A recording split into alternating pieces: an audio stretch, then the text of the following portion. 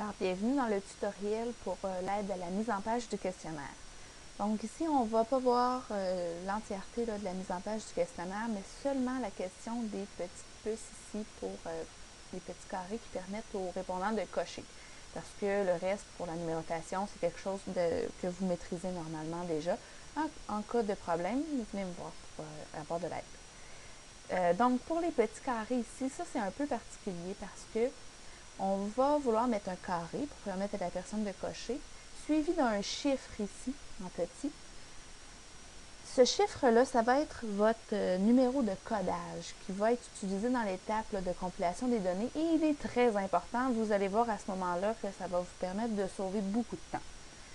Donc, normalement, si on voulait juste un carré seul, on pourrait utiliser la fonction de puce et numéro ici et choisir le carré. Mais là, il ne faut pas faire ça. Donc, ne pas utiliser la puce automatique. Pourquoi? Parce que vous ne serez pas capable de mettre votre chiffre après. Il va falloir le faire manuellement. Et c'est ce que je vais vous montrer. Donc, je vais utiliser la question 5, qui n'est pas encore faite, pour l'exemple. Donc, j'ai mis toutes mes réponses possibles à la question. Pour insérer le carré, je vais aller dans Insertion, dans l'onglet Insertion, Symbole, et je vais choisir le petit carré. Ensuite, je vais inscrire le numéro 1. Pourquoi 1? Parce que c'est la première réponse, va toujours avoir le numéro 1. La seconde réponse, le numéro 2, donc mardi, ce sera numéro 2, mercredi, numéro 3, jeudi, numéro 4, etc. Donc, après avoir mis le chiffre, je vais faire un tab pour espacer un peu la réponse du carré. Ensuite, je vais revenir, je vais sélectionner mon chiffre et je vais aller dans l'onglet Accueil pour appuyer sur le bouton Indice, un petit X avec un 2 en bas. Donc, Indice, qu'est-ce que ça fait? C'est que ça transforme mon chiffre, en fait, ça le réduit et ça le place tout au bas du carré ici. Pourquoi on fait ça? C'est qu'on veut un numéro de codage pour nous aider plus tard, mais on ne veut pas que ça prenne trop de place sur le plan visuel dans le questionnaire parce que ça pourrait mélanger le répondant ou ça pourrait l'amener à poser des questions qui ne sont pas... donc, ça pourrait susciter des interrogations qui ne sont pas utiles vraiment.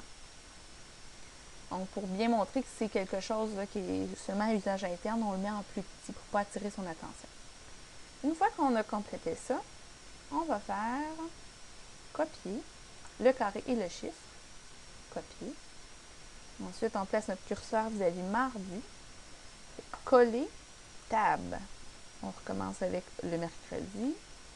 Coller, tab. Même chose. Oh. Coller, tab. Etc. Je ne les ferai pas au complet. Là, le problème, c'est qu'on a tous des numéros 1, mais en fait, tout ce qu'il va y avoir à faire, c'est revenir, faire effacer 2, descendre, effacer 3, effacer 4, etc. Une fois que vous avez complété la première série, vous allez pouvoir soit refaire la même opération à chaque fois ou sinon faire un copier, coller en dessous d'une autre question et changer les réponses par la suite. Ou dans le cas des réponses oui ou non qui sont très fréquentes dans un questionnaire, vous pourrez simplement faire copier et coller. Ça va garder la même mise en page. Et voilà!